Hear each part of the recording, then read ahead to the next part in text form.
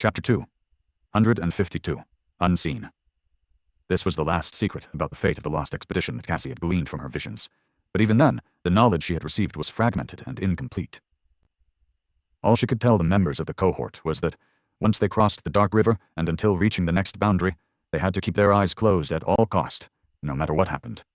No living thing could see what lay beyond these cold waters and remain whole. At least that was what she told them. Cassie didn't really know herself what would happen if someone failed to follow that rule, but said that she had never felt more terror than in the short moment before the vision showing her the fate of the lost expedition had shattered and everything had grown dark. This was telling a lot, considering what kinds of horrors the blind girl saw in her vision routinely. In any case, this was where Sunny came in. While looking through the eyes of the shadow was still too dangerous, he could lead the cohort to their destination with the help of his ability to sense space through the shapes of shadows populating it. At least in theory. Standing on the shore of the dark river, 6 humans tied the golden rope around their waists. When everyone was ready, Nephis took out 6 strips of cloth and a block of wax. Lighting a small white flame on her palm, she sighed and turned to Effie. "You're first." The huntress made a complicated face, but then obediently approached their leader. What followed next looked simultaneously intimate and disturbing. Using her flames to melt the wax, Changing Star gently took Effie's face in her hands, and, after the huntress shut her eyes tightly, sealed them with melted wax.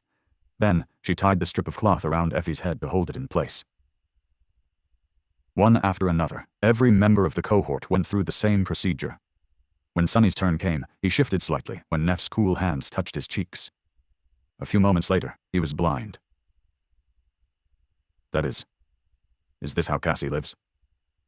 Commanding his shadow to not see anything, Sunny was left in utter darkness. However, he still had it better than the blind girl. His shadow sense was still working, at least. With its help, Sunny could more or less tell what was where. This form of perception was vastly different from sight, but could serve the same purpose in a pinch, be it very poorly, if conditions were right. Luckily, he had practiced navigating the world with the help of nothing else but shadow sense in the past. This was how he had defeated the strange basilisk creature in the Dark City, among other things.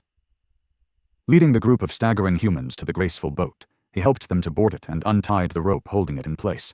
Then, Sunny found the oar and pulled on it, propelling the boat across the dark river. Soon, cold mist shrouded everything around. The deeper into the mist they sailed, the more it felt like they were leaving one world behind and entering another. A much darker, much more ancient, much more terrifying world. No one felt compelled to speak, so the silence was broken only by the murmur of rushing water and the creaking of the wooden oar. "This is not too bad. Yeah, I'm not scared witless at all." Calming himself down with these silly thoughts, Sunny continued to guide the boat. However, one thing kept making him shiver. Being surrounded by mist and having to keep his eyes closed, Sunny couldn't help but remember the harrowing encounter with the being that appeared in a veil of fog and tried and lure him into gazing at it using a stolen voice. Was this where it came from? After some time had passed, he couldn't tell how much. No matter how hard he tried, Sunny suddenly sensed a solid mass in the distance. This was the opposite shore of the dark river. Soon, they were drawing near to it. As the bottom of the boat scraped against stone, Sunny jumped to the pier and tied the rope around the stone pillar. Then, he helped the others disembark. Turning his head, he sensed another shape swaying on the surface of the water. There was a second boat here, presumably the one First Lord and his companions used to cross. But unlike Nephis and her cohort, there had not been an oracle in their ranks. No one had warned them to keep their eyes shut. Maybe this was the reason why none of them had returned. Turning his back to the river with a strong feeling of unease, Sunny faced the mouth of the tunnel that led deeper underground.